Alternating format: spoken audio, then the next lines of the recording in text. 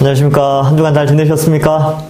예, 오늘도 또 토요일입니다. 또, 이 영상을 보시는 분은 토요일 보시는 분들도 있고 평일날, 다른 날 보시는 분들도 있을 텐데, 이 십자가 복음을 좀 더 알아가면서 우리 더 은혜 받고, 또 오늘, 하나님의 사랑에 대해서 계속 배우고 있는데, 참 은혜가 되는 그런 내용들로 가득 차 있습니다. 기대하시고, 오늘 함께 공부해 보도록 하겠습니다. 잠깐 기도하고 시작하겠습니다. 하나님 아버지 은혜를 감사합니다. 우리를 택하여 구원하여 주시고 하나님의 사랑을 깨닫고 또 하나님을 알아가는 그 기쁨 속에서 이 땅을 살아가게 하시니 감사합니다. 많이 지쳐있고 힘든 세상의 삶이지만 하나님의 말씀으로 말미암아 새 힘을 얻고 위로를 얻는 귀한 시간이 되게 하여 주옵소서. 감사드리옵고 예수님의 이름으로 기도하옵나이다. 아멘. 예, 우리 지난주에 한 거 잠깐 복습을 해볼까요? 여러분 사실 그 죄라는 게 형벌을 가지고 와서 육체의 죽음과 지옥의 영원한 고통에 있죠. 근데 구원이라는 것은 뭐예요? 구원은 육체가 죽지 않고 육체가 영원히 사는 거죠. 이걸 영생, 육체, 영생. 육체 영생 그러니까 약간 사이비 종교 같은 그런 느낌이 좀 드는데, 이게 이제 왜냐면 이단들이나 이런 데서 이 용어를 갖다 써버려가지고, 원래 이게 성경 용어인데, 이런 용어를 이제 이단이나 사이비가 써버리는 바람에 우리가 잘 안 쓰고 있어요. 그 다음에 구원은 천국 복락이죠. 그래서 우리가 구원받아서 누릴 혜택이 이런 겁니다. 육체가 영생하고 천국을 복락을 누리는 거예요. 복과 기쁨이죠. 근데 이제 우리가 보통 영생복락이다 이런 표현을 쓰는 거잖아요. 그죠? 그래서 이 영생복락이 뭐냐? 육체가 영생하고 천국의 복락을 누리는 게 우리의 구원입니다. 자, 그 다음에 지난주에 한 게 이제 선악과에 대해서 살폈죠. 선악과는 두 가지 특징이 있다. 첫 번째는 정체성. 네, 두 번째는 이 자발적 순종 혹은 뭐 사랑 이렇게 요 내용 뭐 오늘도 하는데, 정체성은 이제 창조주와 왕이 누구인가를 알려줘요. 그래서 인간은 피조물이고 백성이다. 이런 개념이 있죠. 그래서 선악과를 통해서 피조물인 백성은 창조주인 왕에게 순종의 대상. 그러니까 요 정체성을 알려주는 거죠. 그러니까 요러한 피조물이고 백성이고 순종해야 된다는 것을 창조주 왕이신 하나님께 순종한 요런 것이다라는 정체성. 우리가 누구인가, 인간이 누구인가를 알려주는 게 선악과의 역할이었어요. 그래서 그 다음에 먹지 않음으로 순종하는 자발적으로 순종하여서 자발적으로 사랑하는, 하나님을 사랑하니까 순종하는 뭐 그런 개념으로 이 선악과를 좀 살펴볼 수 있습니다. 자, 오늘은 이 39페이지 2번 있죠? 타락에서 나타난 하나님의 사랑. 39페이지 봅시다. 타락 가능성의 허용. 창세기 2장 8절과 9절에 보면 여호와 하나님이 동방의 에덴에 동산을 장설하시고 그 지으신 사람을 거기 두시니라. 여호와 하나님이 그 땅에서 보기에 아름답고 먹기에 좋은 나무가 나게 하시니 동산 가운데에는 생명나무와 선악을 알게 하는 나무도 있더라. 이렇게 되어져 있지요.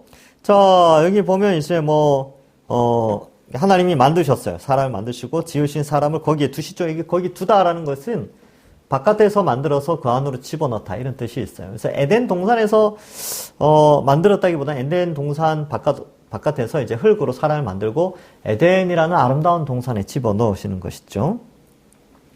여호와 하나님이 그 땅에서 보기에 아름답고 먹기 좋은 나무가 나게 하시죠. 그러니까 보기 좋고 보기에 아름답고 먹기 좋은 나무. 원래 여러분 과일 고를 때 어떤 거 고르세요? 예쁜 거 고르죠. 예쁜 거. 예쁜 거 고르면 어때요? 맛있다고 생각하는 거예요. 그래서 여기 보면 아름답고 먹기 좋은 나무가 많이 나게 하셨어요. 아유, 에덴 동산에 어떤 과일이 있었을까요? 참, 예. 기대됩니다. 주님 다시 오시면 그런 것들을 다시 먹을 수 있지요. 하여튼 기대됩니다. 창세기 2장 16절에서 17절 여호와 하나님이 그 사람에게 명하여 이르시되 동산 각종 나무의 열매는 네가 임의로 먹되 선악을 알게 하는 나무의 열매는 먹지 말라. 내가 먹는 날에는 반드시 죽으리라 하시니라. 그래서 이 타락의 가능성이 뭐냐면 먹을 때에 대해서 먹었을 때는 죽는다. 그러니까 타락, 그러니까 순종하지 않음에 대한 것을 알고 있으셨고 그 가능성, 얘네들이 순종을 하지 않으면 어떤 벌칙을 내릴 것인가 계획하신 거죠. 그래서 죽음이 오게 되는 것이죠. 그래서 타락 가능성을 허용하심에도 불구하고 사람을 만드신 이유는 인격체로 만드신 거죠. 백성으로. 이제 단순히 컴퓨터나 이렇게 뭐 프로그램해서 입력해서 돌아가는 시스템이 아니고 하나님과 같이 지성과 감정과 의지를 가진 인격체로 사람을 창조하셨습니다. 자, 그래서 뭐 거역할 수도 있겠죠. 인격체니까. 그럼에도 불구하고 만드시고 사랑하셨어요. 하나님이 원하신 사랑, 사람의 자유로운 선택에 근거한 자발적 사랑. 자발적 사랑이 뭐예요? 하나님이 명령하신 모든 것들에 순종하면서 먹지 않는 거예요. 이렇게 이 선악과를 먹지 않고 절제하고 오히려 하나님 베푸신 것을 마음껏 누리며 이 자발적으로 하나님을 사랑하는 그걸 원하신 거죠. 하나님이 감수한 사랑, 거역할 가능성과 기회를 허용한 희생적 사랑. 그래서 만약에 이 사람들이 타락을 했을 때에는 이렇게 구원하자라는 것까지 다 계획을 하신 거죠. 창세 전에 이미 인간이 타락할 가능성 때문에 구원 계획까지 다 세워 놓으신 것입니다. 그래서 이거를 구속 언약이다라는 표현을 많이 써요. 언약 신학이라는 한 분과가 있는데 거기 안에서 언약을 몇 가지 설명하는데 특별히 창조 전에 성부, 성자, 성령, 삼위일체 하나님께서 인간에 대한 구원을 계획하신 것을 뭐 구속 언약이다 이런 용어를 쓰기도 합니다. 근데 그게 뭘 의미하냐면 하나님이 감수하신 사랑 요것과 연결되죠. 자, 39페이지 밑에서 둘째 줄 타락 후 멸하거나 포기하지 않으시고 계속해서 구원을 베푸시는 하나님. 그죠? 반드시 죽는다. 그래서 아담과 하와가 선악과를 딱 먹었어요. 근데 금방 죽이지 않죠. 포기하지 않고 타락 후 멸하거나 포기하지 않고 계속해서 구원을 베푸시는 하나님. 그러니까 아담과 하와의 나이를 보면 900살 이상을 삽니다. 그러니까 타락하고도 900년을 하나님이 살려주시면서 계속 사람의 생육을 허락하시죠. 근데 이제 뭐 때가 되어서 데려가시지만 어쨌든 그런 구원을 계속 베푸십니다. 그래서 아담과 하와를 멸하시고 새로운 흙으로 새로운 인류를 만드신 게 아니고 타락한 상황 그 속에서 아담과 하와를 사랑하셨죠. 왜냐하면 하나님 형상대로 만들었고 보시기에 심히 좋았거든요. 근데 금방 죽이는 게 아니고 어때요? 아담과 하와를 통하여 구원의 계획을 세우신 것이죠. 자, 그래서 뭐 이런 것들을 좀 보여줄 수 있습니다. 사실 그 노아 홍수 때도 마찬가지예요. 사실 노아의 가족들도 원래는 다 죽어야 되는데 하나님이 인류를 새로운 흙으로 만드시지 않고 노아와 그의 가족을 통하여 또 인류를 이렇게 이제 사랑하시죠. 그리고 나중에는 인류를 멸종시키지 않고 그냥 한 사람을 선택합니다. 아브라함을 선택해서 구원 계획을 계속 이루어 가시는 것을 알 수가 있습니다. 그리고 뭐 나중에 구속사 뭐 이런 거 공부할 때나 언약 이제 내년이나 후내년이나 한 몇 년 후에 자 이제 계획이 다 있어요. 그때 양육 과정을 통해서 한번 또 재미있게 살펴보는 시간을 가지겠습니다. 자, 39페이지 제일 밑에 구원 역사, 구속사를 이끌어 가시는 하나님의 열심, 하나님 역사는 구속사다. 그래서 사실 역사를 인간의 역사로 많이 보는데 예수님을 믿는 우리는 이 지구 인류의 역사를 하나님의 구원의 역사로 그런 관점으로 볼 필요가 있습니다. 그래서 인류의 창조부터 현재까지 하나님은 끊임없이 인류를 구원해 오시고 있다. 이 구속사에 있고 그 구속사의 정점에 예수 그리스도의 십자가가 있다. 이 사실을 명심하시기 바랍니다. 그래서 여러분, 이 시대를 한번 보세요. 이 시대에 뭐 코로나가 이렇게 하고, 뭐 옛날에 지금 코로나야 뭐 한 2년, 3년 요 정도 잡잖아요. 옛날에 테스트는 어땠어요? 흑사병이라고 하죠. 뭐 한 수십 년, 수백 년 동안 유럽을 강타했죠. 그죠? 뭐 우리나라까지 이게 다 퍼졌었죠. 그러니까 이게 뭐냐 하면, 수십 년 동안 그렇게, 수백 년 동안 그런 역사는 이렇게 좀 되풀이 됐는데, 이러한 상황 속에서 코로나 전염병이 이렇게 발생하는 것을 통하여서 우리가 알 수 있는 것은, 어쨌든 하나님께서는 이러한 상황 속에서도 영혼을 구원하시고 있다는 사실을 잊지 않으시기 바랍니다. 그리고 전 세계에 또 하나님은 하나님의 일을 멈추지 않고 있다는 것이죠. 그러니까 우리도 이제 좀 예전과 같이 활동적으로 전도를 할 수는 없지만 좀 제한적인 상황 속에서도 영혼 구원하는 일에 계속해서 힘을 써야 합니다. 자, 40페이지 제일 위에 하나님의 사랑의 특징, 대상의 가치가 아닌 대상 그 자체에 대한 사랑. 그래서 뭐 되게 잘나서, 뭐 착해서, 똑똑해서, 그래서 사랑하시는 게 아니에요. 그냥 택하셨기 때문에 사랑하시는 거예요. 신명기 7장 7절 8절에 보면 여호와께서 너희를 기뻐하시고 너희를 택하심은 너희가 다른 민족보다 수요가 많기 때문이 아니니라. 너희는 오히려 모든 민족 중에 가장 적으니라. 여호와께서 다만 너희를 사랑하심으로 말미암아 또는 너희의 조상들에게 하신 맹세를 지키려 하심으로 말미암아 자기의 권능의 손으로 너희를 인도하여 내시되 너희를 그 종되었던 집에서 애굽 왕 바로의 손에서 속량하셨나니. 그러니까 이스라엘이 구원받은 게 대단해서 그런 게 아니에요. 선민이라서 택한 게 아니고 택하셨기 때문에 선민이 된 거죠. 그러니까 이게 착각을 하면 안 돼. 하나님의 은혜로 된 거죠. 뭘 잘났으니까. 그러니까 우리도 마찬가지로 우리가 구원받았어요. 그러니까 내가 착해서 구원해 주셨나 보다. 내가 얼굴이 좀 예뻐서 구원하셨나 보다. 내가 좀 괜찮아서 하나님 구원하셨나 보다. 아니요. 다 별 볼 일 없어요. 우리 저나 여러분이나 뭐 다 별 볼 일 없죠.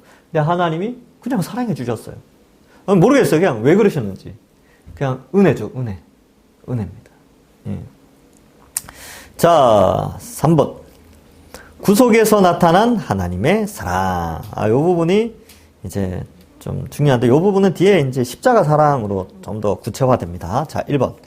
자기 아들 예수 그리스도를 인간이 되게 하셔서 이 세상에 보내심. 창조주 하나님이 피조물에 불과한 사람이 되어 이 땅에 구원하러 오셨다. 그래서 이 구원하시는 걸 통하여서, 인간을 구원하시는 걸 통하여 하나님의 사랑이 나타난다는 거예요. 원래는 다 어때요? 육체의 죽음과 지옥의 형벌로 가야 되는데 구원해 주시죠. 그죠? 근데 그게 사랑이라는 거예요. 사랑. 하나님의 사랑. 자, 빌립보서 2장 6절에서 8절. 그는 근본 하나님의 본체시나. 그가 누구냐면 예수님이에요. 예수님은 근본 하나님의 본체시나 하나님과 동등됨을 취할 것으로 여기지 아니하시고 오히려 자기를 비워 종의 형체를 가지사 사람들과 같이 되셨고 사람의 모양으로 나타나사 자기를 낮추시고 죽기까지 복종하셨으니 곧 십자가에 죽으심이라. 예수 그리스도의 십자가의 죽으심으로 말미암아 하나님은 하나님의 사랑을 나타내셨어요. 성부, 성자, 성령 하나님의 사랑이 나타났죠. 그래서 이렇게까지 사랑하시는구나. 이제 성경 본문을 쭉 읽을 텐데 읽을 때마다 은혜가 됩니다. 제가 이제 읽을 때 딴 생각하지 마시고 성경 구절에 잘 집중 한번 해보시기 바랍니다. 우리를 대신하여 예수 그리스도를 죽게 하심. 자,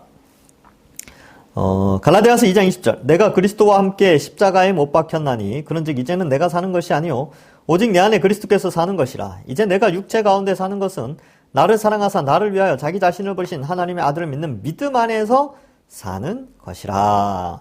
그래서 여기 보면 그리스도의 십자가의 죽으심, 2장 20절에 내가 그리스도와 함께 십자가에 못 박혔다. 이 표현은 이 예수 그리스도의 십자가에 함께 못 박힘으로 구원을, 이제 죄의 형벌을 다 치루었다. 그런 의미가 있습니다.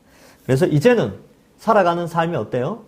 죄 가운데 살아가는 것이 아니라 십자가를 믿는 믿음 안에서 살아가는 것이다. 그런 표현입니다. 자, 요한일서 3장 16절. 그가 우리를 위하여 목숨을 버리셨으니 우리가 이로써 사랑을 알고 우리도 형제를 위하여 목숨을 버리는 것이 마땅하니라. 자, 첫 번째는 예수님이 우리를 위하여 목숨을 버리셨대요. 예수님이 목숨을 버리셨죠. 그래서 이건 굉장히 중요합니다. 우리 이 목숨을 버리셨다는 것은 우리의 형벌을 대신하여서 우리에게 이걸 허락하셨다는 것이죠. 그래서 대신 죽으셨죠. 그러니까 와, 너무 감사하죠. 사랑이죠. 사랑이 있으니까 대신하는 것이죠. 그래서 대신해서 이제 우리를 사랑하셔서 대신 목숨을 버리셨고요. 우리도 이제 그리스도와 연합한 존재이기 때문에 그리스도의 사역의 연속선상에서 형제를 위하여 목숨을 버리는 것이 마땅하다. 이것을 이제 기록하고 있습니다. 여러분, 성도는 어디까지 성숙하느냐? 여기까지 성숙해 간다는 것이죠. 자기 형제를 위하여, 우리 교회 공동체를 위하여 목숨을 버리기까지 사랑하는 것. 여기까지 가는 게 신자의 신앙의 성숙입니다. 저도 도전이 되죠. 저도, 이 성도들, 여러분들을 위해서 목숨을 버려야 될 텐데, 이런 생각을 하고 있습니다. 그래서 참 쉽지 않은 부분인데, 어쨌든 한번 같이 노력해 봅시다. 그래서 어떻게든 이 주의 몸된 교회를 위하여 헌신하고 수고하는 것이 이제 사랑에서 나온다는 것이죠. 근데 이제 우리가 이러한 이 천국 소망, 이게 육체가 영생하고 천국의 복락을 누리는 것에 대한 소망이 없으면 어떻게 될까요? 굉장히 좀 강팍해지겠죠. 이게 없으면 그죠. 근데 이런 소망 때문에 또 우리가 살고 이렇게 소망을 가지게 된 것은 바로 예수 그리스도의 사랑, 하나님의 사랑, 예수님의 희생의 십자가 때문에 이런 복을 누리게 되었습니다. 자, 갈로 3번. 창세 전부터 사랑하심을 이제 보여주시고 증명하셨다. 예수 그리스도를 통해서 그렇게 된 거죠. 에베소서 1장 4절 5절에 보면 곧 창세 전에 그리스도 안에서 우리를 택하사 우리로 사랑 안에서 그 앞에 거룩하고 흠이 없게 하시려고 그 기쁘신 뜻대로 우리를 예정하사 예수 그리스도로 말미암아 자기 아들들이 되게 하셨으니 이렇게 되어져 있습니다. 창세 전에 이 하나님의 사랑은 창세 전에 이미 나타났다는 거예요. 우리를 만들기 전에 하나님께서 인간을 만드실 때에 사랑의 대상으로 만드셨다는 거예요. 그러니까 소모품의 대상이 아니고 인간을 사랑의 대상으로 만드셨어요. 창세 전에 그렇게 계획을 하셨다는 것이죠. 그래서 인간은, 이 지구상에 있는 인간은 하나님의 사랑의 대상으로 만들어졌는데 사람들이 하나님을 반역한 것이죠. 그 사랑을 거부한 겁니다. 자, 근데 사랑이라는 건 이렇게 서로 간에 인격적인 관계가 형성돼야 되겠죠. 그렇죠? 한쪽이 일방적으로 사랑하면 짝사랑이죠. 하나님의 짝사랑. 근데 이제 인간은 계속 거부를 했어요. 그래서 그 가운데 하나님이 선택하셔서 사랑을 하고 우리가 그 선택을 입은 자들입니다. 자, 4번 구속받은 사람. 우리죠, 우리의 특징, 믿음의 특징이 뭐냐? 예수님을 하나님이 사랑으로 보내는 자로 믿는 거예요. 그래서 예수님을 믿는다, 이 표현은 예수님의 십자가에 담기신 그 의미까지 다 믿는 것을 포함합니다. 요한일서 4장 16절에 보면 하나님이 우리를 사랑하시는 사랑을 우리가 알고 믿었다. 그 사랑이 뭐예요? 십자가에서 나타난 사랑입니다. 자, 요건 이제 뒤에 십자가에 대해서 좀 지금 이제 4과인데 5과에 가서 십자가에 대해서 더 자세히 알아보고요. 자, 그 다음 하나님과 사랑을 나누며 교제할 수 있는 존재가 되도록 의롭게 하시면서, 죄인은 하나님과 교제할 수 없죠. 의인이 하나님과 교제할 수 있으니까 우리를 의롭다 여겨주셨습니다. 이걸 칭의라고 합니다. 세 번째, 하나님은 성령을 보내셔서 함께 거하시는 사랑의 관계를 창조하심. 그래서 성령을 통하여 늘 함께 하셔서 인격적인 사랑의 관계를 형성하시는데, 이게 이제 성화의 삶과 좀 연결되어져 있습니다. 그래서 성령이 우리 속에서 거룩한 열망, 거룩에 대한 열망, 하나님이 기뻐하시는 것이 무엇인지에 대한 열망을 주셔요. 그럼 어떻게 되느냐? 우리는 그러한 열망대로 살아가려고 노력을 하게 돼 있어요. 이제 그 실제로 살아내는 것이죠. 성령의 능력이 있으니까.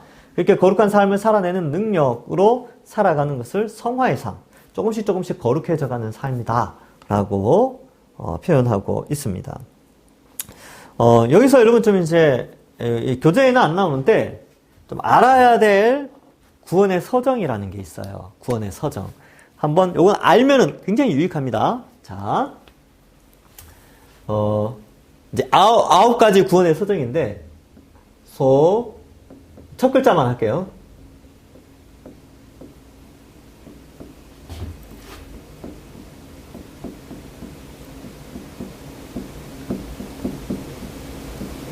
자, 첫 글자만 한번 읽어봅시다. 소중회신, 칭수, 성성령. 자, 각 가정에서 따라해보세요. 소중회신, 칭수, 성성령. 네, 잘하셨습니다. 자, 소중의 신, 칭수, 성성령. 요게 굉장히 중요한데, 이제 알려드릴게요. 소자는 소명이에요, 소명. 영어로는 calling. 그러니까 하나님이 부르심이에요, 소명. 중은 중생. 성령의 오심이에요. 거듭남이라고 하죠. 이 한자죠, 한자. 그러니까 다시 중자에 날생자, 다시 난다. 거듭남. 거듭남. 그래서 니고데모가 요한복음 3장에 보면 니고데모가 어떻게 거듭납니까? 그러니까 예수님이 뭐라 그래요? 위로부터 나야 된다. 성령으로 난다는 것을 설명해요. 자, 그다음 회는 회심이에요, 회심. 회개하는 거죠, 회개. 회개하는 거예요. 그래서 신은 신앙. 신앙. 혹은 이걸 이제 믿음이라고 합니다. 믿음. 믿을 신자를 쓰니까. 그래서 그러니까 봐요. 하나님 부르시고 성령을 보내어 주셔서 말씀을 듣고 깨달아 믿어 의롭게 되어지는 거죠. 칭의. 예. 요게 이제 한순간에 일어나는 거예요. 한순간에. 근데 순차적으로는 이렇다. 그러니까 한순간이지만 순서상 이렇다라는 것을 설명하고 있습니다. 의롭게 되어지죠. 수는 수양, 양자로 받아들여진다. 옛날에 그런 말 들어보셨죠? 수양딸, 수양아들. 그 수양이에요, 수양. 예, 수양. 예, 양자로 받을 숫자일 것 같아요. 양자로 받아들여진다. 그죠? 그 다음에 성은 성화를 의미합니다. 거룩한 삶을 살게 되고, 그 다음 성은 성도의 견인. 이게 뭔 말이냐면, 구원받은 자는 하나님께서 끝까지 책임지시고 끌고 가신다는 거예요. 예. 그 다음에 영은 영화. 영화는 이제 두 개념이 있는데, 이제 영혼이 하나님과 영혼이 천국에 있는 상태. 그 다음에 부활 후 영화. 이 개념이 있죠. 그래서 우리가 죽으면 영화의 단계에 들어갑니다. 근데 그 영화는 완전한 영화가 아니고 하나님과 영혼으로 함께 있지만, 완전한 영화는요, 예수님의 재림 후에 육체가 영생하는 존재로 부활하고 나서 누리는 영화가 있어요.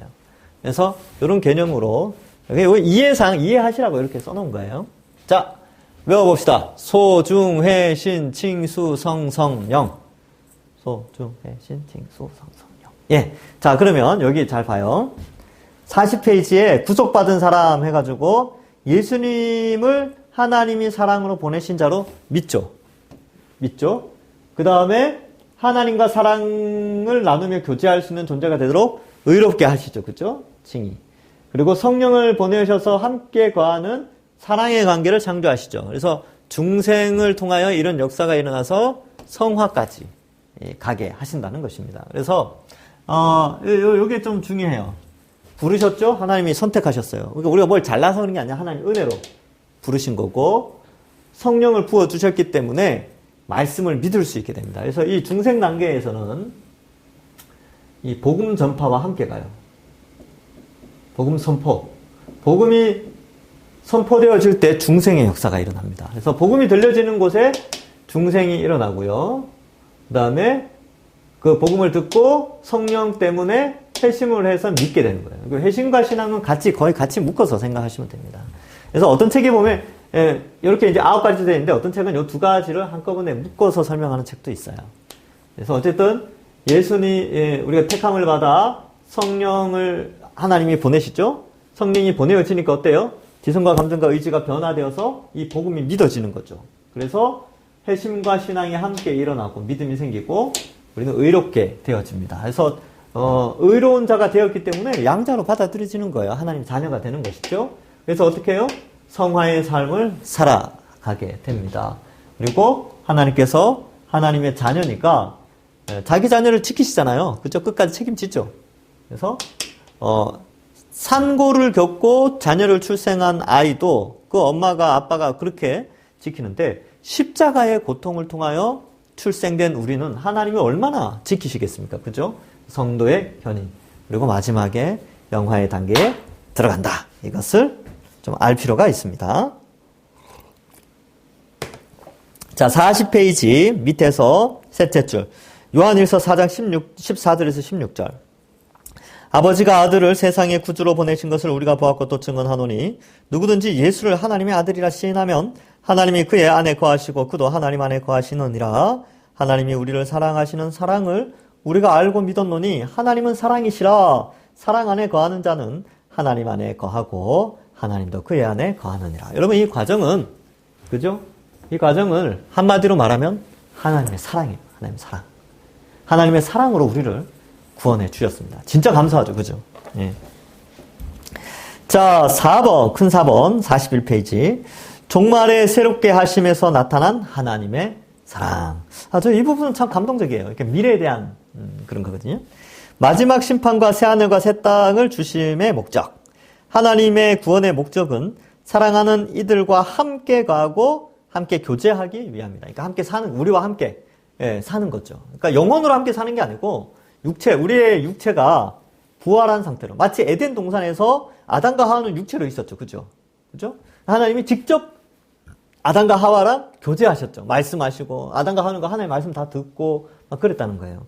그렇게, 우리를 창조하신 목적인데, 우리가 죄를 지었으니까 다시 원상복귀시키는 거죠. 원상보다 더 좋은 상태로 복귀시키는데, 그게 이제 구원의 목적이라는 거예요. 함께 거하고, 함께 교제하는 것이죠. 근데 이게 이미 성취가 조금 되었어요. 어떻게 해요?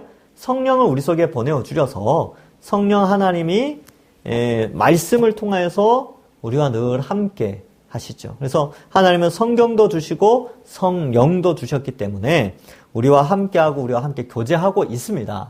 그러나 완성된 형태가 아니라는 거예요. 그래서 새하늘과 새 땅이 되어지면 그때는 얼굴과 얼굴을 맞대고 하나님의 음성을 직접 듣고 살아가는 것이죠. 우리와 함께 거하신다고 하셨으니까. 그러니까 그러한 것들을 좀 그러니까 이 성령이 조금 맛보게 하는 거예요. 그래서 보증이라는 용어를 쓰는 이유가, 성령이 우리의 보증이 되신 이유가 앞으로 하나님과 얼굴을 맞대고 함께 교제하고 목소리를 듣고 통치를 받고 행복을 누리는 것을 조금 맛보게 하는 게 바로 성령이 우리 속에 거주하시는 거예요. 그래서 함께함에 조금 맛보게 하는 거죠. 자, 요한계시록 21장 1절부터 7절. 자, 보겠습니다. 내가 새하늘과 새 땅을 보니 처음 하늘과 처음 땅은 없어졌고 바다도 다시 있지 않더라. 또 내가 보매 거룩한 성 새 예루살렘이 하나님께로부터 하늘에서 내려오니 그 준비한 것이 신부가 남편을 위하여 단장한 것 같더라. 이 새 예루살렘은 우리. 왜냐하면 우리와 함께 하신다고 했는데 예루살렘, 성전 개념이 하나님이 통치하시고 거주하시는 개념이거든요. 내가 들으니 보좌에서 큰 음성이 나서 이르되 보라, 하나님의 장막이 사람들과 함께 있음에 하나님이 그들과 함께 계시니 그들은 하나님의 백성이 되고 하나님은 친히 그들과 함께 계셔서 모든 눈물을 그 눈에서 닦아주시니 다시는 사망이 없고 애통하는 것이나 곡하는 것이나 아픈 것이 다시 있지 아니하리니 처음 것들이 다 지나갔음이로라. 그래서 저는 그렇게 생각해요. 예수님이 오실 때는 이 세상의 모든 정치체제, 경제체제, 문화, 자연의 모습, 이런 것들이 다 우리가 기존에 보던 모든 것들의 어떤 그런 것들이 다 사라지고 하나님의 질서, 하나님이 통치하는 정치체제, 그러니까 신정과 왕정이죠. 신이신 하나님이 왕이 되셔서 이 지구 전체를 통치하는 것이죠. 그런데 그 가운데 우리가 사는데 이 지구의 환경까지 다 변화되는 거죠. 옛날 에덴 동산처럼. 그래서 완전히 변화된 지구의 형태. 그러니까 지구인데 새 하늘과 새 땅, 갱신된 지구죠. 물론 이제 어떤 신학자들은 후쿠마라는 그런 사람이 있어요. 후쿠마라는 유명한 사람인데 그분은 그렇게 생각을 해요. 아니다. 이 지구의 문명이 예수님 오셔도 그대로 유지가 된다. 라고 이제 정치나 경제 이런 시스템은 변화되지만 이런 우리가 누리는 혜택들 있잖아요. 이렇게 그죠? 이런 것들은 남아 있을 것이다. 라고 또 이제 주장하기도 합니다. 그렇게 말하는 사람도 있고 또 저처럼 생각하는 사람도 있고 또 하여튼 여러 가지로 좀 생각해 볼 수 있는 것이죠. 어쨌든 그래요. 자, 7절에 보면 어쨌든 주님이 오시면 최고 좋은 상태로 변하니까 기대만 하시면 돼요. 그냥 이제 뚜껑이 열려져 봐야 아니까. 그죠?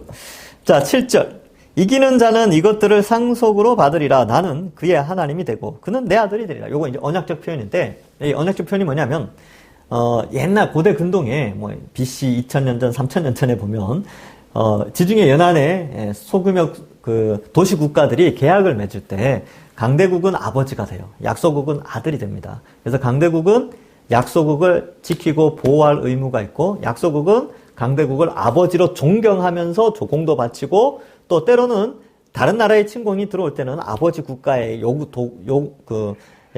용병을 파병할 것을 이제 요구를 하게 되지요. 이렇게 관계를 맺는 걸 언약 관계라 그러는데 그때 반드시 들어가는 표현이 뭐냐면 나는 너의 아버지가 되고 너는 내 아들이 되리라 이런 표현이 들어가거든요. 근데 하나님이 그 당시에 익숙한 문화를 그대로 인용하셔가지고 아브라함에게 혹은 그 후손들에게 익숙한 표현으로 한 거예요. 야, 나는 너의 하나님이 된다. 그리고 너는 내 아들이다.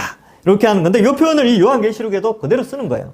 나는 그의 하나님이 되고 그는 내 아들이 되리라. 이제 그가 우리죠, 우리 하나님은 우리의 아버지의 하나님이 되시고 우리는 이제 그의 자녀가 되고 그의 돌보심과 보호를 받죠. 우리는 순종하죠, 순종. 그러니까 이 언약 관계라는 것은 굉장히 순종의 개념, 양육과 보호의 개념이 강합니다.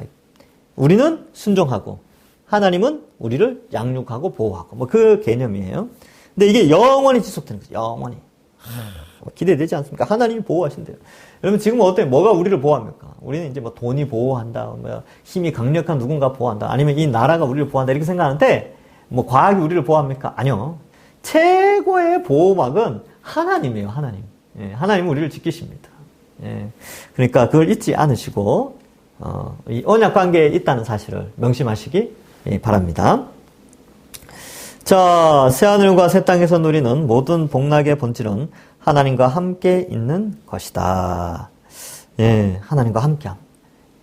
임마누엘이지, 임마누엘.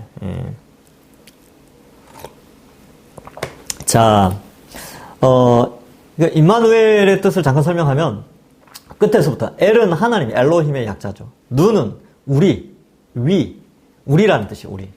하나님, 우리, 임마, 약간 욕 같은데 임마는 함께하다 이런 뜻이에요. 하나님이 우리와 함께하신다 이런 뜻입니다. 임마누엘. 새하늘과 새 땅에서 누리는 모든 복락의 본질은 하나님과 함께 있는 것입니다. 창조부터 타락을 지나 구속과 종말에 이르기까지 일관된 하나님의 사랑이 나타납니다. 그래서 이 구속의 역사도 하나님의 사랑이고요. 구원의 서정도 하나님의 사랑이고 앞으로 다가올 먼 미래의 그 모든 것도 하나님의 사랑 가운데서 계획된 것입니다. 그래서 하나님은 사랑이시죠. 자, 하나님의 사랑의 내용, 예수 그리스도의 십자가. 자, 여기서는 이제 우리가 좀 오해하고 잘못된 것들을 좀 수정하는 내용들이 좀 있는데 한번 볼까요? 하나님의 사랑의 본질은 예수님을 내어주심으로 나타났다. 자, 오해가 있대요, 오해. 하나님의 사랑은 하나님께서 사랑하시는 주관적 마음을 우리가 마음에 주관적으로 느껴서 아는 것이다. 뭐 이렇게 이제 사랑을 느낌으로 이렇게 자꾸 생각하는 거예요. 하나님 날 사랑하시죠. 뭔가 나에게 짜릿한 느낌? 뭐 그죠? 아니면 어떤 나타난 현상 때문에 뭔가 날 사랑한다? 뭐 이런 거 있잖아요. 자꾸 그렇게 생각하는데, 그렇게 될 수 있겠지만, 그러나 그것만으로 뭐 느끼는 사랑을 우리에게 요구하지 않아요. 그러니까 우리에게 나타내지 않았습니다. 하나님의 사랑은 느끼는 게 아니고 그냥 객관적으로 아는 거예요. 그러니까 주관적인 느낌이 아니라 객관적 지식에 의해서 하나님의 사랑을 알 수 있습니다. 짜릿한 감동이 없어도 하나님의 사랑을 믿는 것이죠. 감격하는 것이죠. 그렇죠? 그래서 주관적으로 느끼는 것으로 자꾸 생각하는데, 그래서 뭘 자꾸 느끼려고 그래요. 그래서 눈을 감고 뭐 하나님의 사랑을 느껴보십시오. 뭐 이렇게 이야기하는 것들은 다 성경적이잖아요. 그건 다 그 뭐라 그럴까요? 이 힌두교나 뭐 이런 데 있잖아요. 명상하는 뭐 불교나 그런 데서 신을 추구하는 방식이지, 우리가 하나님의 사랑을 알아가는 방식은 눈을 감고 뭔가 메시지를 듣고 이런 게 아니에요. 우리는 눈을 뜨고 성경을 보면서 지식을 통하여서 사랑을 아는 겁니다. 그래서 신비주의나 그런 이방 종교에서 신의 사랑을 이렇게 찾아가는 방식이 아니에요. 우리는 그래서 그 밑에 답변을 볼까요? 하나님의 사랑은 본질적으로 주관적인 것이 아니라 1차적으로 객관적인 것이다. 객관적 역사, 객관적 역사적 이렇게 되는데, 객관적 역사, 요걸 밑줄 치세요. 아주 중요한 부분이죠. 객관적 역사적 구체적 사실인 십자가를 통해 하나님의 사랑을 알 수 있다. 그러니까 십자가를 느끼는 게 아니라 십자가를 알아가야 된다니까요. 지식적으로 알아가야 사랑이 커져요. 여러분 이거는 잘 봐요. 남녀 간의 사랑을 좀 느끼는, 그죠? 이렇게 감각적인 사랑, 20대 때 이렇게 좀 많이 하는데, 사실 결혼하신 분들은 아실 거예요.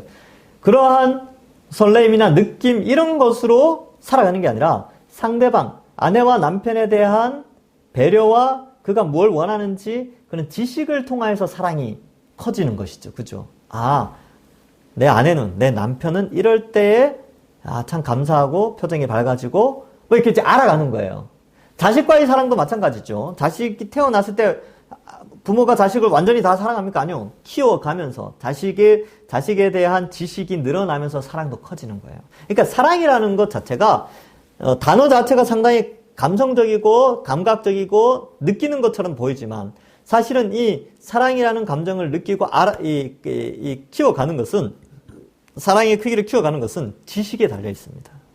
상대방을 얼마나 잘 아는가에 의해서. 하나님의 사랑도 마찬가지죠. 우리가 하나님의 사랑을 더 많이 알고 더 많이 깨닫고 그걸 알려면 역사적인 지식, 십자가에 대한 지식이 커지면 그 사랑도 커지게 되는 것이죠. 여러분 하나님 더 사랑하기 원하십니까? 네. 더 느끼는 사랑이 아니라 더 알아가는 사랑입니다. 아시겠죠? 자, 그래서 제일 밑에 줄에 보면 점이 있죠. 전 구속사의 요약과 해석은 예수 그리스도의 십자가다. 십자가에 대한 지식이 그래서 중요한 겁니다. 자, 42페이지. 상상, 추론, 깨달음이 아니라 역사적 사실에 대한 믿음과 이해가 필요하다. 요거 별표하세요. 저희 이제 별표해놨어요. 별표. 별표했어요. 이거 아주 중요하죠. 어떤 상상, 추론, 깨달음이 아니라 믿음과 이해가 필요하다. 그래서 옛날에 뭐 그런 거 유행할 때 있었어요. 뭐 관상기도. 그게 뭐냐면 이제 기도를 하는데, 이제 주님께서 나에게 어떤 메시지를 주실까? 이렇게 기도하고 앉아있는 거예요. 그러다가, 뭐, 순용아, 내가 널 사랑한다. 깨달았다. 뭐 이렇게 하는 게 있었어요. 한때 유행했던 거. 여러분, 그거는, 우상숭배예요. 우상을 섬기는 타종교에 있는 거죠. 하나님의 메시지를 알아가는 것은 그런 형태로 알아가는 게 아니에요. 하나님 뜻은 기도로 알아가는 게 아니고 하나님 뜻은 말씀으로 알아가는 거예요. 기도는 요구하는 것이죠. 그죠?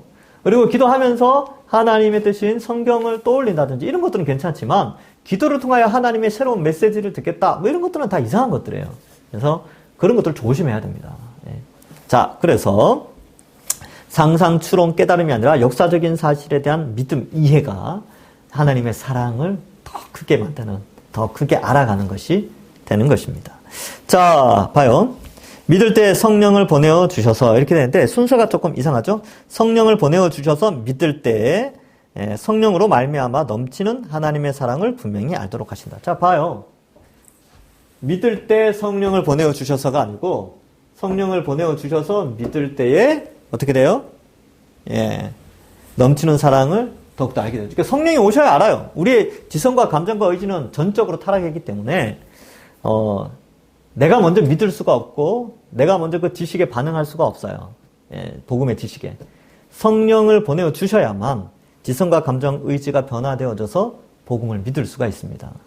그래서 요 순서에 의해서 요 표현을 조금 이제 약간 수정할 필요가 있죠. 근데 또 이제 성경에 보면요. 사도행전을 제가 이렇게 또 연구해 보니까 너희가 믿고 성령을 받았다 뭐 이런 표현이 또 나와요. 그렇기 때문에 아마 요 표현을 쓴 것 같은데 순서상, 원칙상은 우리 믿음의 선배들이 요거 자꾸 헷갈리니까 그냥 이렇게 하자. 왜냐하면 우리가 전적으로 타락했으니까 전적으로 타락한 사람이 회심하고 믿어서 성령을 받는 것이 아니라 성령을 보내어 주셔야지 타락한 지성과 감성과 의지가 변화되니까 성령의 오심으로 말미암아 이렇게 믿게 되는 것이다. 그래서 생명이 태어나야 생명 현상이 나타나는 거예요. 그죠? 그래서 생명이 태어나는 것, 거듭나는 것은 성령의 오심이다. 성령의 오심을 먼저 필요하죠. 그래서 성령을 보내어 주셔서 믿을 때 이게 조금 더 정확한, 조금 더 안정된 표현이라고 볼 수 있습니다. 믿을 때 성령을 보내어 주셔서가 아니라 성령을 보내어 주셔서 믿을 때 성령으로 말미암아 넘치는 하나님의 사랑을 분명히 알도록 하신다. 자, 2번. 하나님의 사랑의 근거는 우리가 아직 죄인 되었을 때 예수님을 내어주심으로 드러났다. 아직 죄인 되었을 때 예수님을 내어주셨죠. 근데 여기 이제 그 밑에다 써놓으세요. 죄인 되었을 때 죄인 밑에다가 연약할 때, 그 다음에 원수 되었을 때. 로마서 5장 6절에는 연약할 때, 그리고 5장 8절에는 죄인 되었을 때, 5장 10절에는 원수 되었을 때 하나님의 사랑이 우리에게 나타났어요. 자, 봅시다. 5회. 하나님의 사랑은 우리의 조건, 선행, 종교적 행위, 헌신, 충성 등에 근거한다. 이게 무슨 말이냐면 이런 거예요. 내가 선행을 많이 하면 많이 할수록 하나님이 나를 더 사랑하신다 라고 잘못 생각하는 거.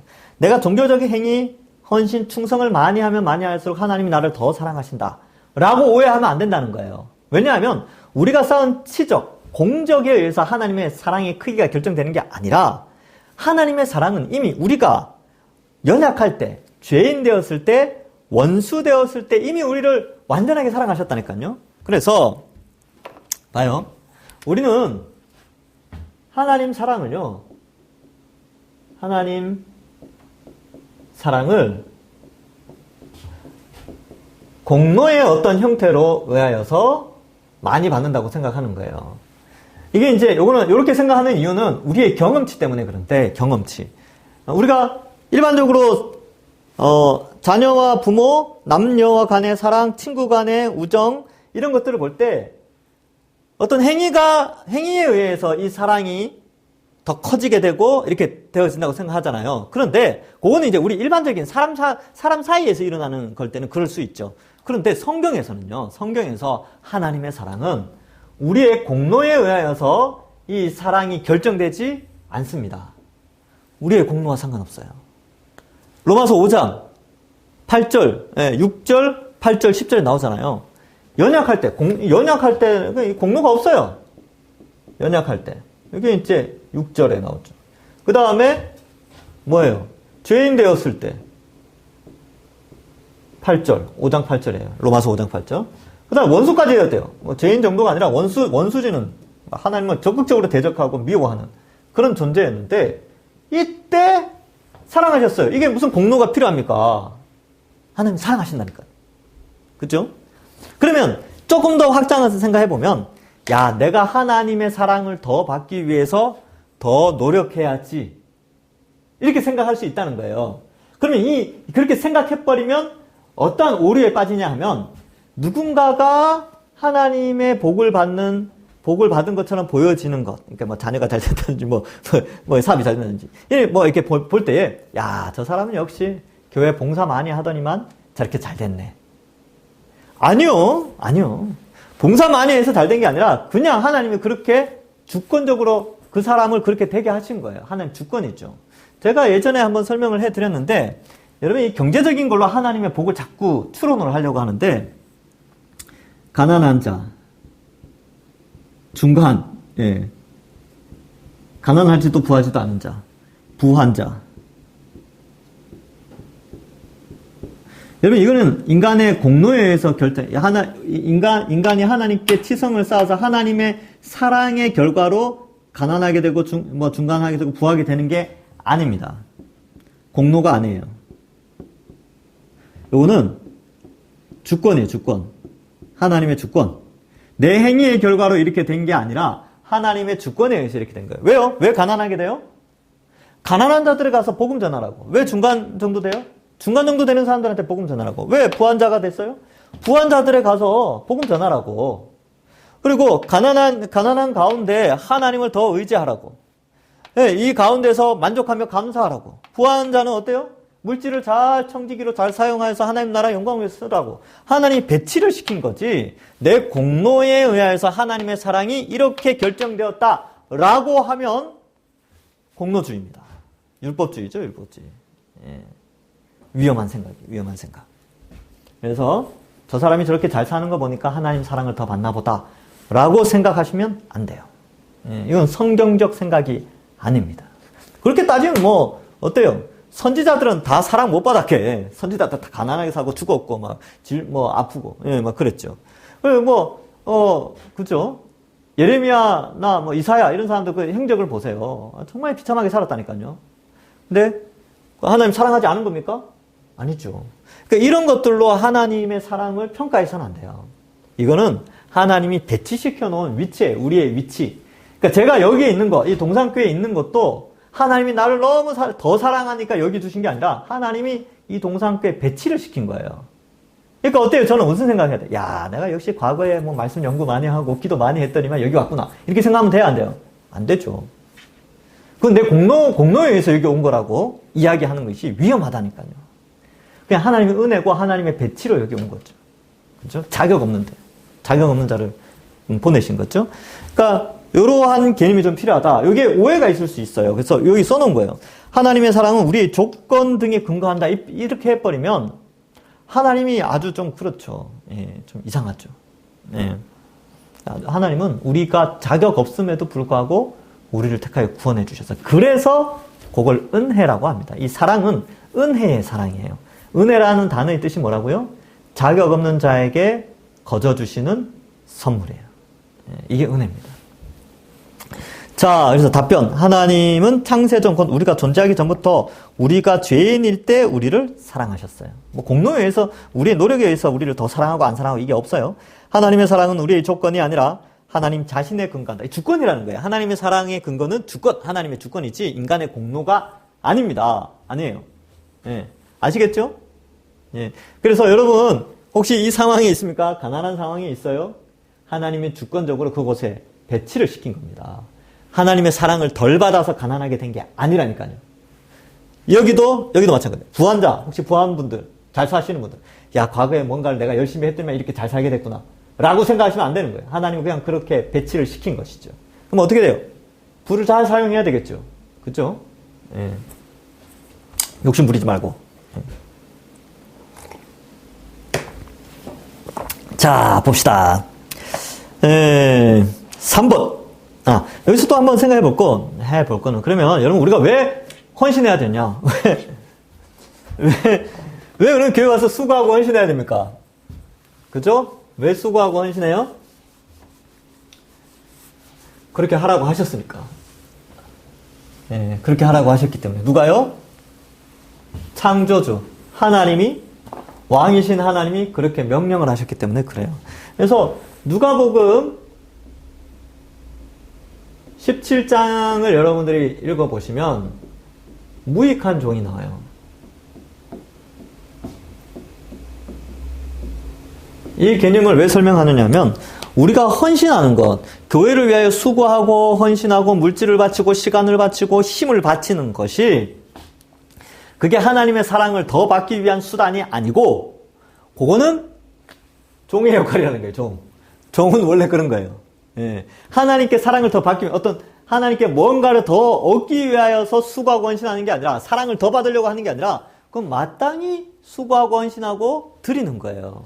그래서 종이 이제 주인이 들어오잖아요. 그럼 와서 발 씻기고 밥 차려드리고 다 하고 뒷바라지 한 다음에 밥을 먹는단 말이죠.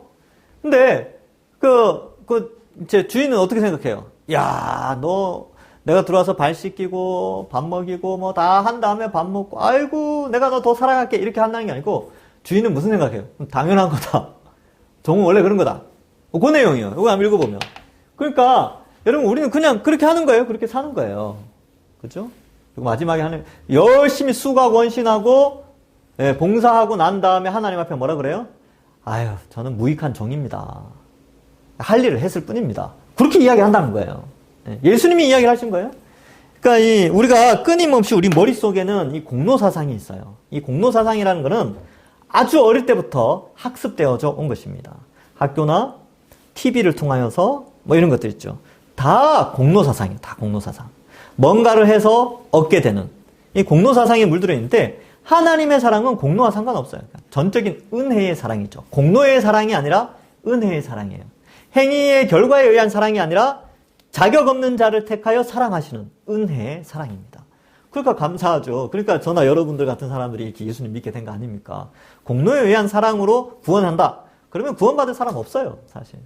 우리는 단 하루를 살아도 지옥 가기에 충분합니다. 그런데 은혜를 주신 거죠. 예, 얼마나 감사한지 몰라요. 예.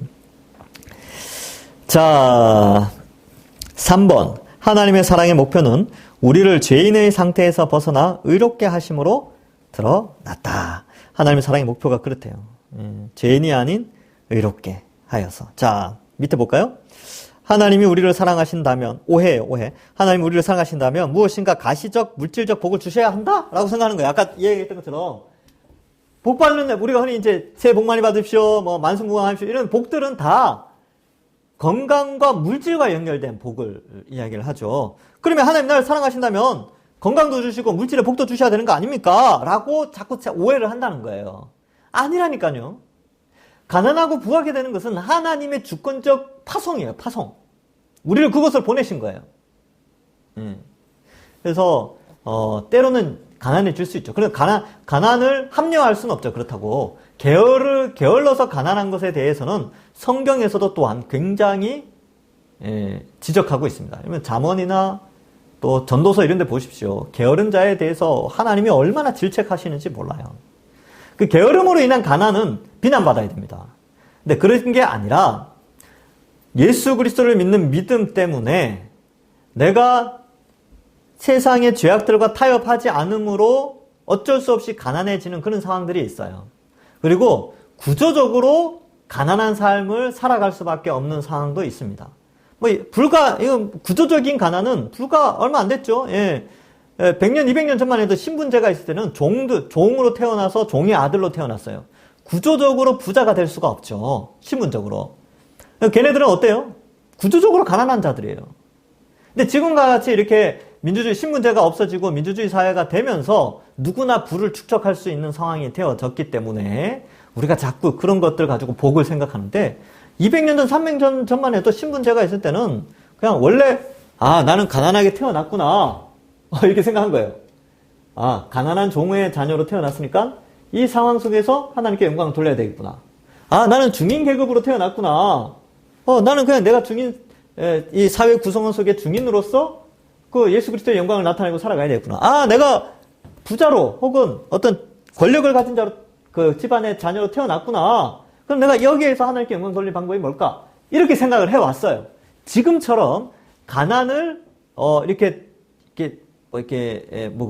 이게 복받지 못한 상황으로 생각하는 것을 얼마 되지 않았습니다.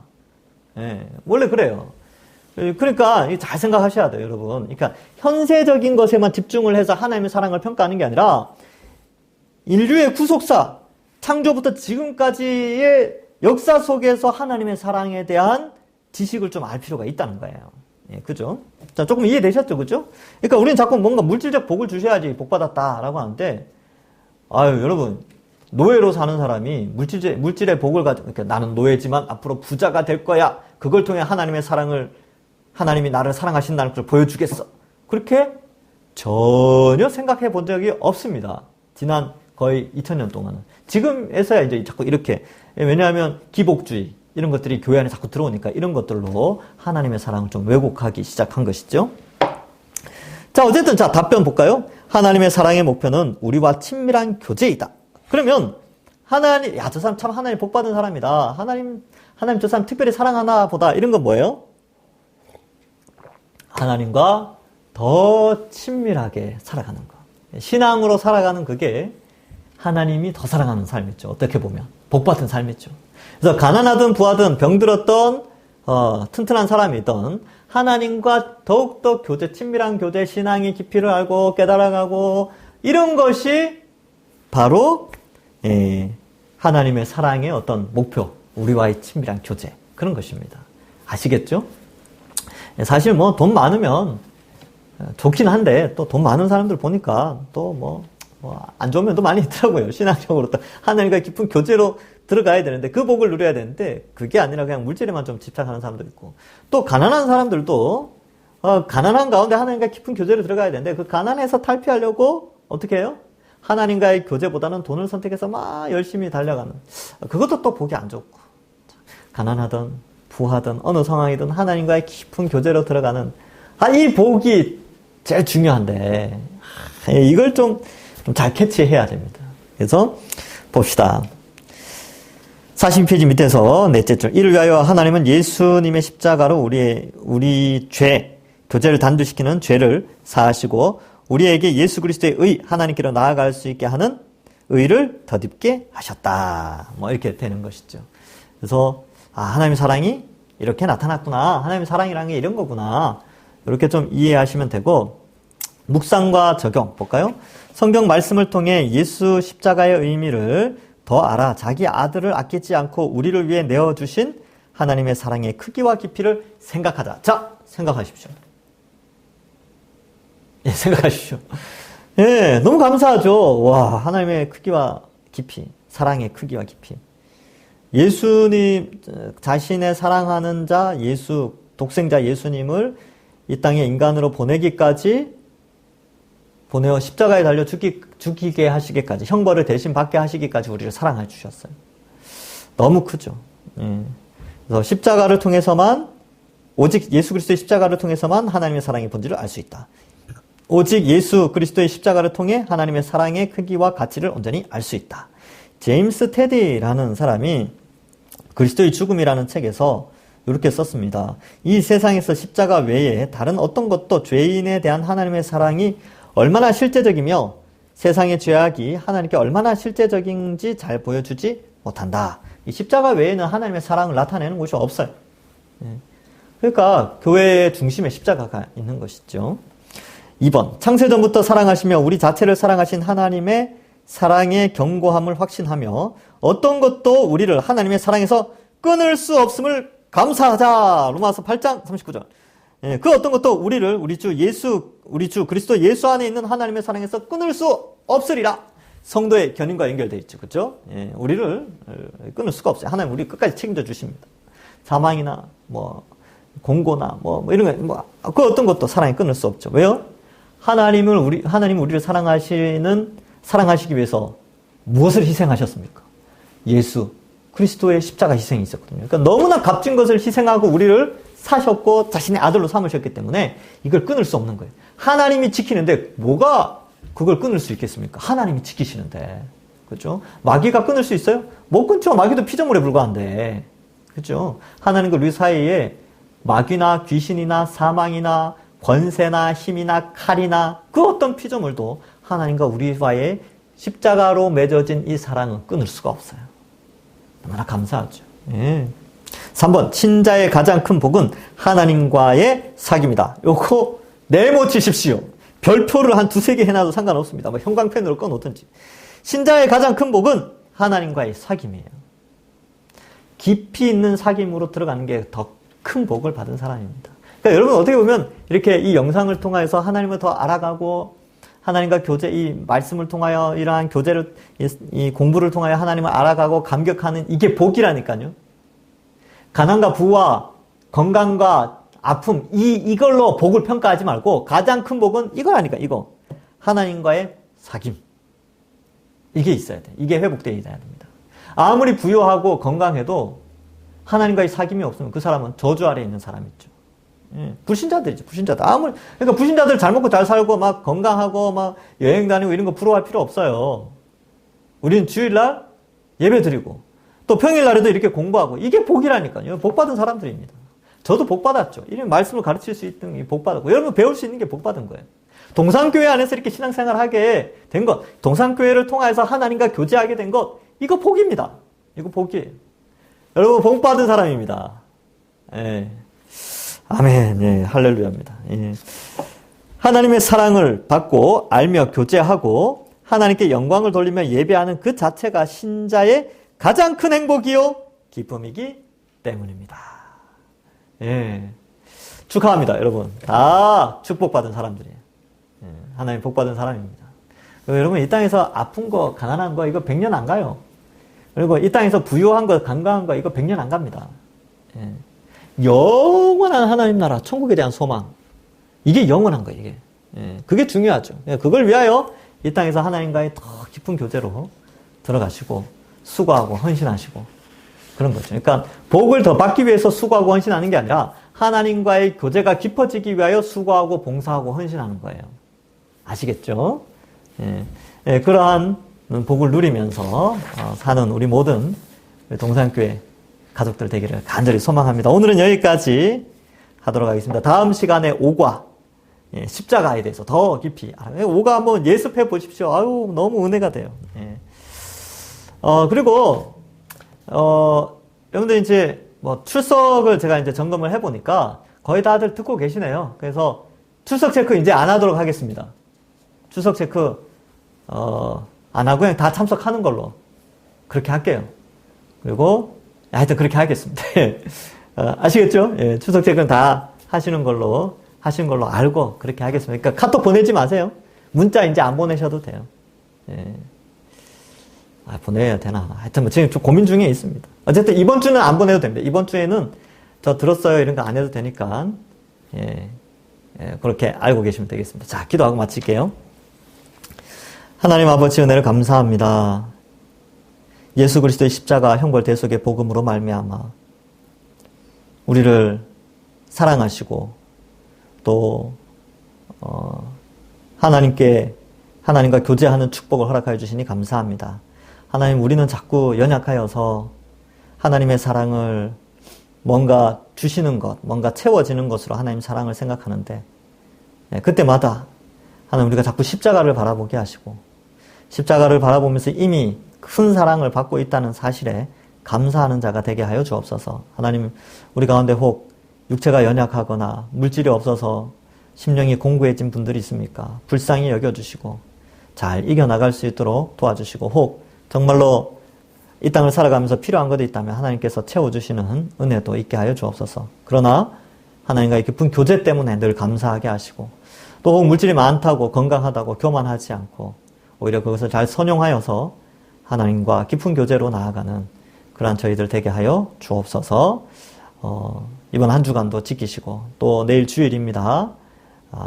하나님 은혜 가운데 주일 잘 보낼 수 있도록 또 우리의 믿음이 더욱더 자라는 우리들 되게 하여 주옵소서. 다음 주까지 건강하게 지키시고 다음 주 내용을 통하여서도 큰 은혜 허락하여 주실 줄 믿사옵고 예수님의 이름으로 기도하옵나이다. 아멘. 감사합니다. 수고하셨습니다.